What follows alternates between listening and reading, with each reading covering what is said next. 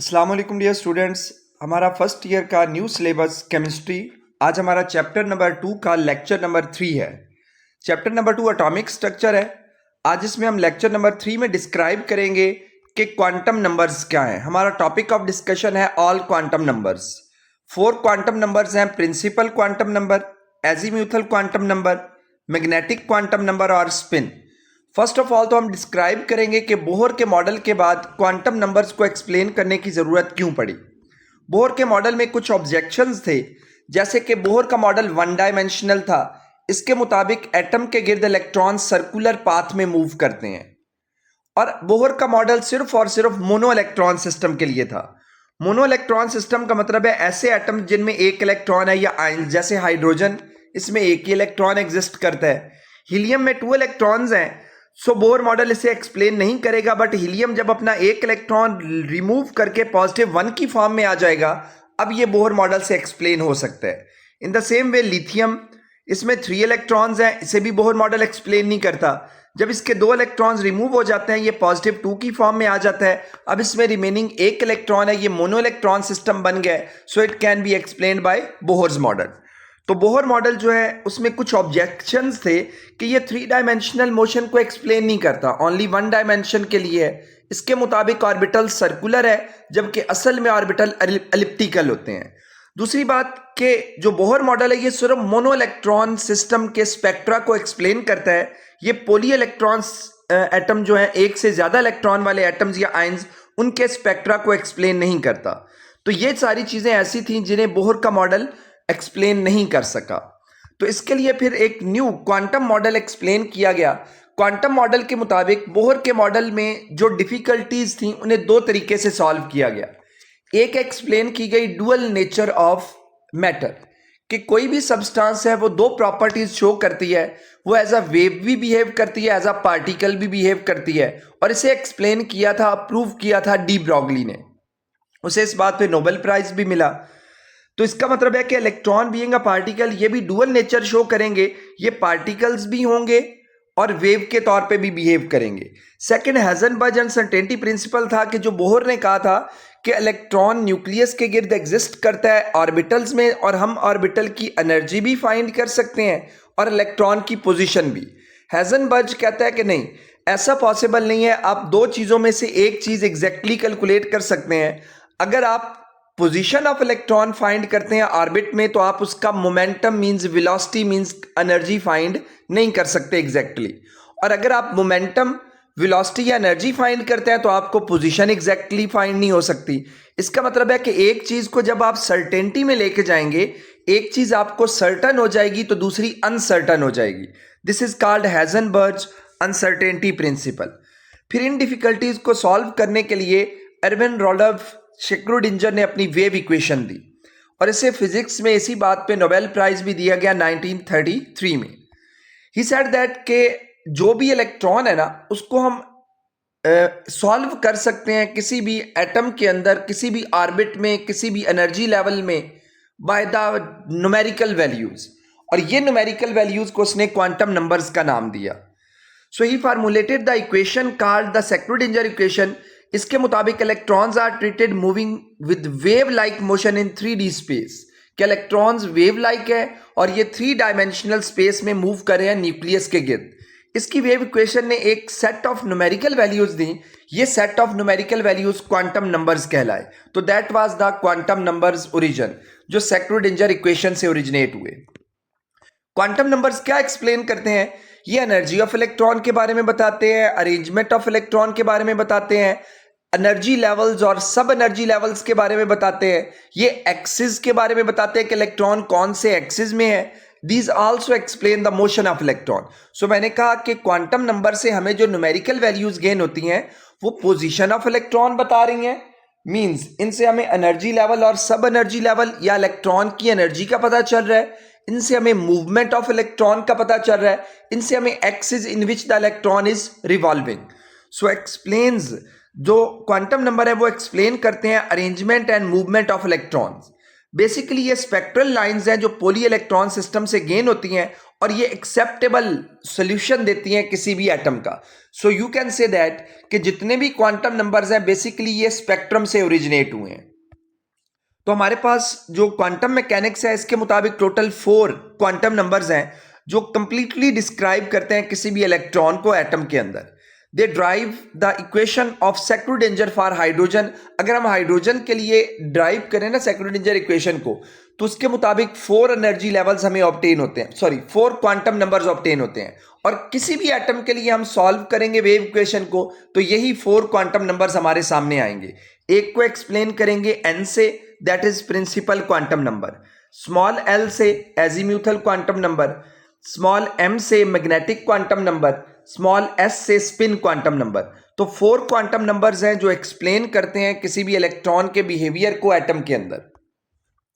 First of all quantum numbers, principal quantum number ये describe करता है एनर्जी लेवल्स को, means it gives information about orbits. ये हमें ऑर्बिट्स के बारे में इंफॉर्मेशन देता है। तो फर्स्ट हमारे पास आ गया प्रिंसिपल क्वांटम नंबर, ये ऑर्बिट के बारे में, एनर्जी लेवल के बारे में इंफॉर्मेशन देता है। इसकी ओरिजिन है लाइन स्पेक्ट्रम से। दूसरा है एजीम्यूथल क्वांटम नंबर, ये एक्सप्लेन करता है कि कितने सब एनर्जी लेवल्स हैं। एक ऑर्बिट है एनर्जी लेवल, उसके अंदर कितने सब एनर्जी लेवल्स हैं, मींस उसके अंदर सब शेल्स कितने हैं। ये सारी इंफॉर्मेशन आती है एजीम्यूथल से। और एजीम्यूथल के जो ऑर्बिटल्स हैं इनकी स्पेशियल अरेंजमेंट कैसी है, मींस ये कौन से एक्सिस में एग्जिस्ट कर रहे हैं, इनकी डायमेंशंस कितनी है। कोई ऑर्बिटल 1 डायमेंशनल है, 3 डायमेंशनल है, 5 डायमेंशनल है या 7 डायमेंशनल है। ये डायमेंशंस को शो करता है मैग्नेटिक क्वांटम नंबर। लास्ट पे स्पिन क्वांटम नंबर जो इलेक्ट्रॉन की रोटेशन को, स्पिनिंग को, मूवमेंट को, क्लॉकवाइज या एंटी क्लॉकवाइज मूवमेंट को एक्सप्लेन करता है। तो 4 क्वांटम नंबर्स हुए। पहला principal quantum number, small n से इंडिकेट होता है। एजीम्यूथल क्वांटम नंबर, इसे एंगुलर क्वांटम नंबर भी कहते हैं, ये स्मॉल l से एक्सप्लेन होता है। मैग्नेटिक क्वांटम नंबर, इसे ओरिएंटेशन क्वांटम नंबर भी कहते हैं, ये स्मॉल m से। और स्पिन क्वांटम नंबर ये स्मॉल s से एक्सप्लेन होता है। तो फर्स्ट ऑफ ऑल हम पहले क्वांटम नंबर पे आते हैं, principal quantum number. Principal quantum number को हम इंडिकेट करते हैं n से, और ये इंफॉर्मेशन हमें प्रोवाइड करता है शेल के बारे में, एनर्जी लेवल के बारे में। Simply you can say that कि जो n है ये हमें कंप्लीट इंफॉर्मेशन देगा about the shell energy level.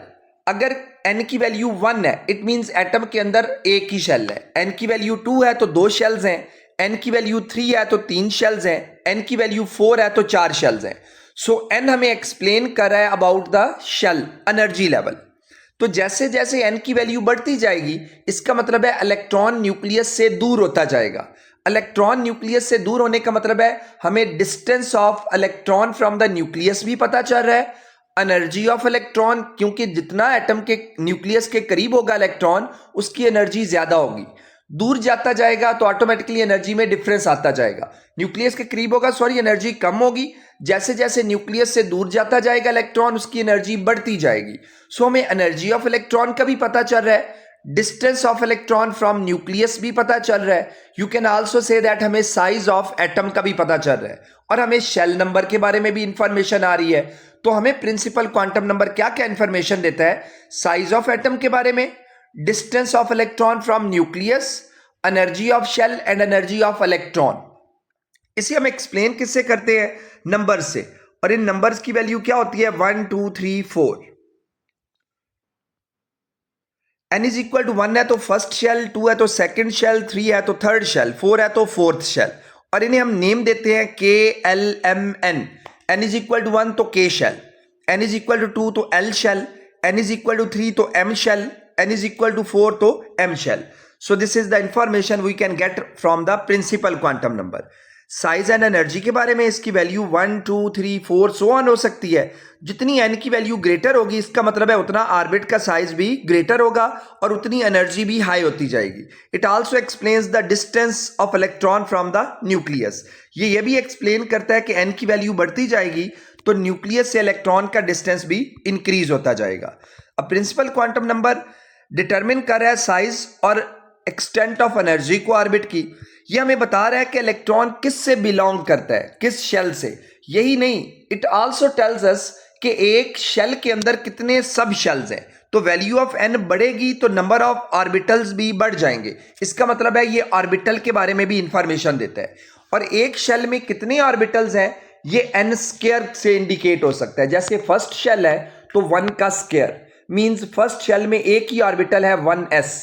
इसी तरह अगर शेल नंबर 2 है तो 2 का स्क्वायर मींस 4 ऑर्बिटल्स है 2s 2px 2py 2pz। ये आगे 2s 2px 2py 2pz 4, तो सेकंड शेल में 4 ऑर्बिटल्स हैं। इन द सेम वे अगर थर्ड शेल होगा तो 3 का स्क्वायर 9 ऑर्बिटल्स होंगे 3s, p के 3 3px 3py 3pz और d के 5 ऑर्बिटल्स। तो इट मींस हमें ऑर्बिटल के बारे में भी इंफॉर्मेशन मिलती है जस्ट शेल नंबर से, सिर्फ शेल के बारे में नहीं बल्कि ये ऑर्बिटल के एक्सिस मींस ऑर्बिटल्स के बारे में भी इंफॉर्मेशन देता है और इसका फार्मूला है n स्क्वायर।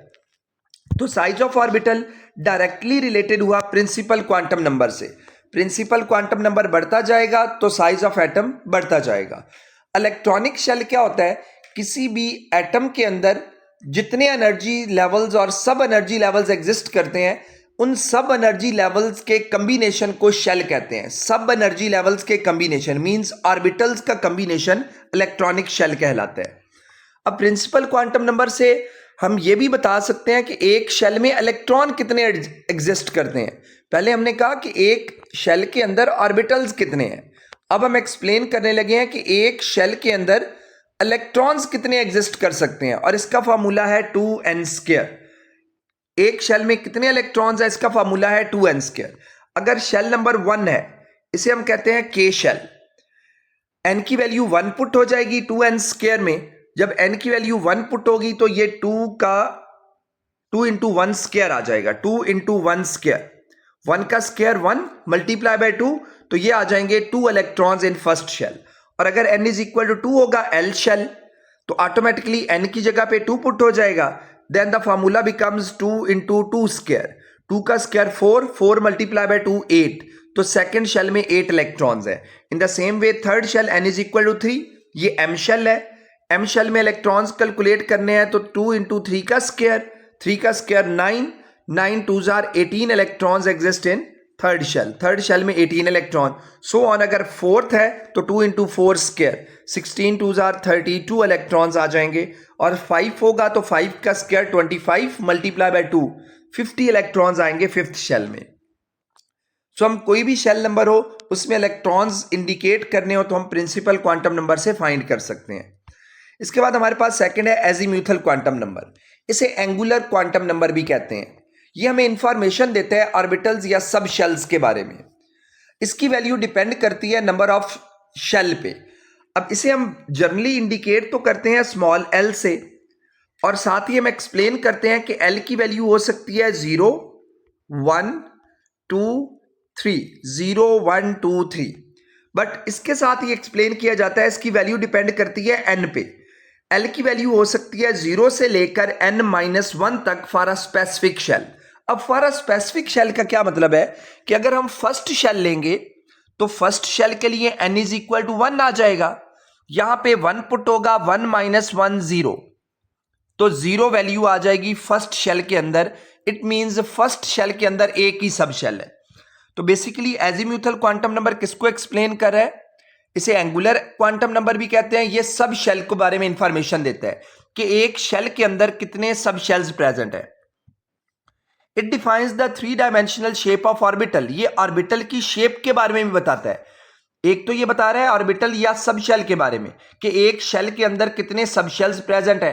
दूसरा ये सब शेल की शेप के बारे या ऑर्बिटल की शेप के बारे में भी बताएगा। We obtain the following information from the azimuthal quantum number. It designates the subshell to which electron belongs, जो कि मैंने सबसे पहले एक्सप्लेन किया कि एजीम्यूथल क्वांटम नंबर से हमें सब शेल का पता चलता है कि इलेक्ट्रॉन शेल के अंदर फर्दर कौन से सब शेल में प्रेजेंट है। It tells about the shape of orbital, ये सब शेल या ऑर्बिटल की शेप के बारे में भी बताता है। For a given value of n, जब भी स्पेसिफिक n होगा, स्टार्ट में मैंने यूज किया था कि जब भी हमें स्पेसिफिक शेल नंबर गिवन होगा उसके लिए हम वैल्यू फाइंड कर सकते हैं l की, और इसकी वैल्यू रेंज करती है 0 से लेकर n-1। इसका मतलब है कि पॉसिबल वैल्यूज इसकी क्या होंगी, 0 से लेकर n-1 तक, 0 1 2 3 so on, but it must be less than n, shell number से एक वैल्यू कम होगी। ये अगले पेज पे एक्सप्लेन हो जाएगा।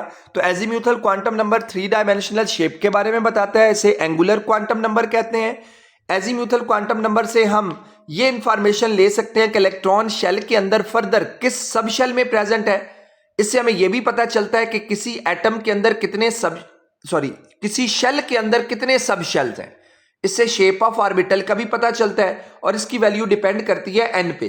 किसी भी स्पेसिफिक शेल के लिए, जैसे तीसरा शेल है, इसके लिए हमने सब शेल की वैल्यू फाइंड करनी है, तो 0 से लेकर n-1। अब शेल नंबर 3 है तो 3-1 मीन 0 से लेकर 2 तक जितनी भी वैल्यूज आएंगी 0 1 2 ये इंडिकेट करेंगी एजीम्यूथल क्वांटम नंबर को। अब ये 0 1 2 क्या है, ये सब शेल्स हैं। अगर L की वैल्यू 0 है देन इट इज स्पेसिफिक कि ये S सब शेल होगा, और L की वैल्यू 1 है तो ये P सब शेल, L की वैल्यू 2 है तो D सब शेल, L की वैल्यू 3 है तो F सब शेल। सो जो पीछे हमने पढ़ा है कि L की वैल्यू 0 1 2 3 हो सकती है या 0 से लेकर n-1 के दरमियान हो सकती है। तो जहां पे भी L की वैल्यू 0 आएगी इसका मतलब है ये S सब शेल है, जहां पे भी n की वैल्यू 1 आएगी इट मींस ये P सब शेल है, जहां पे भी n की वैल्यू 2 आएगी ये D सब शेल है, जहां पे भी n की वैल्यू 3 आएगी ये F सब शेल है। सो वी कैन से कि L is equal to 0 S sub shell, L is equal to 1 P sub shell, L is equal to 2 D sub shell और L is equal to 3 F sub shell. फिर हमने कहा कि इससे तो shape का भी पता चलता है और नेम का भी पता चलता है। जो S है ना, first sub shell, S sub shell जिसके लिए L इज इक्वल टू 0 है, तो S डिफाइंस शार्प। S किसका एब्रीवेशन है, शार्प का। तो L is equal to 0 first sub shell है, इसका नाम है शार्प और इंडिकेट होता है S से। L इज इक्वल टू 0 ये प्रिंसिपल, इसका पूरा नेम है प्रिंसिपल सब शेल, इंडिकेट होता है P से। L इज इक्वल टू 2 होगा तो इसका नेम है डिफ्यूज्ड सब शेल, इंडिकेट होता है D से। L इज इक्वल टू 3 है तो ये फंडामेंटल सब शेल है, इंडिकेट होता है F से। अब एक ऑर्बिटल में पहले हमने शेल को डिफाइन किया था कि शेल में कितने इलेक्ट्रॉन आ सकते हैं। अब एक सब शेल में कितने इलेक्ट्रॉन आ सकते हैं, इसका फार्मूला है 2 into 2L plus 1, 2 into 2L plus 1। अब देखें S के लिए, अगर हम देखें S के लिए L की वैल्यू है 0, तो यहां पे हम पुट कर देंगे L की जगह पे 0, 2 इंटू 2 L की जगह पे 0 प्लस 1, 2 zeros are 0, 0 प्लस 1 आ जाएगा 1, 2 ones are 2। तो इसका मतलब है कि यहां पे 2 इलेक्ट्रॉन रिजाइड कर सकेंगे फर्स्ट सब शेल में। इसी तरह अगर हमारे पास सेकंड सब शेल है, सेकंड सब शेल में L की वैल्यू है 1, तो L की जगह पे 1 पुट हो जाएगा plus 1, 2 into 2L plus 1, 2 ones are 2, 2 plus 1 आ जाएगा 3, 3 2s are 6। तो सेकंड सब शेल में 6 इलेक्ट्रॉन्स रिजाइड करेंगे। इसी तरह D के लिए L की वैल्यू है 2, तो यहां पे L की जगह पे 2 पुट हो जाएगा, ये 2 2s are 4, 4 plus 1 5, 5 2s are 10 electrons. और in the same way F के लिए L की वैल्यू है 3, सो L की जगह पे क्या पुट हो जाएगा 3, 3 2s are 6 plus 1 7, 7 2s are 14, तो इसमें 14 इलेक्ट्रॉन रिजाइड करेंगे। सो इससे पता चला कि एजीम्यूथल क्वांटम नंबर हमें इंफॉर्मेशन किस किस के बारे में दे रहा है बेटे।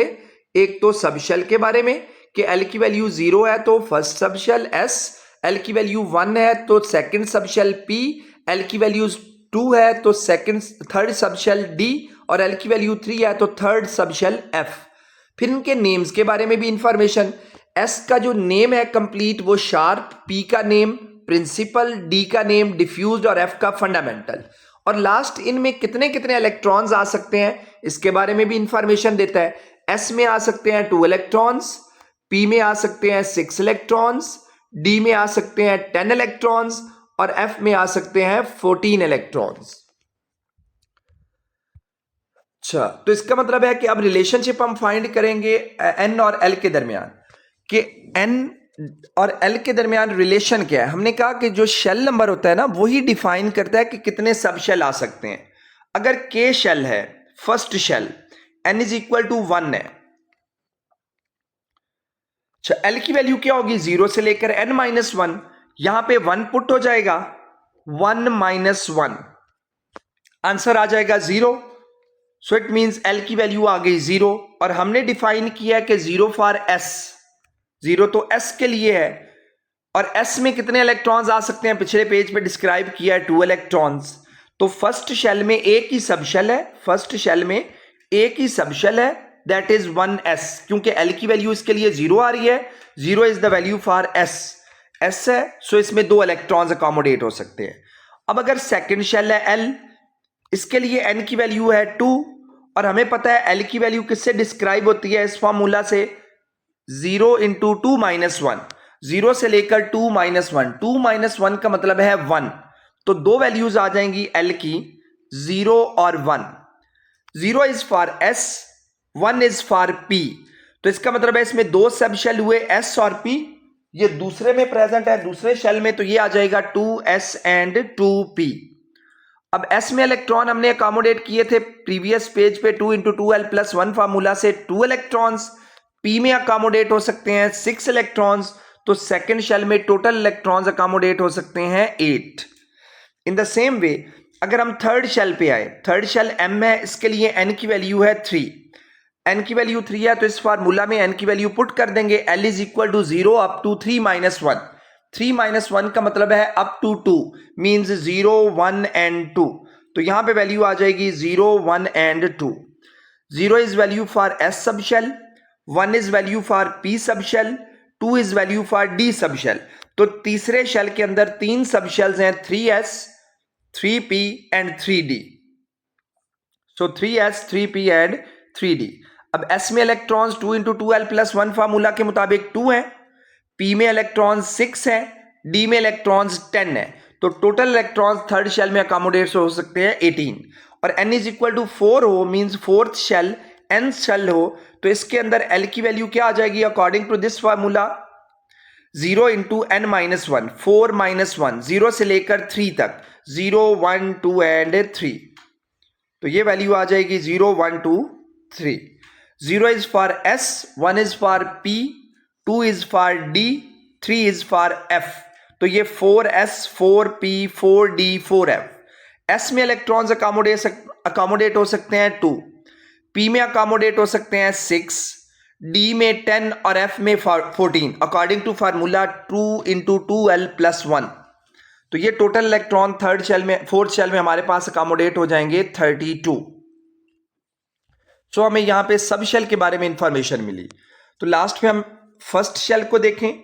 फर्स्ट शेल हमारे पास है के शेल, और इसमें एक ही सब शेल एग्जिस्ट करेगा 1s। क्यों एग्जिस्ट करेगा, क्योंकि l की वैल्यू क्या हो जाती है 0 से लेकर n माइनस 1 तक, n यहां पे क्या है 1, तो 0 से लेकर 1 माइनस 1 अकेली 0 वैल्यू आएगी, 0 इज फॉर s, तो पहले शेल में एक ही सब शेल है s।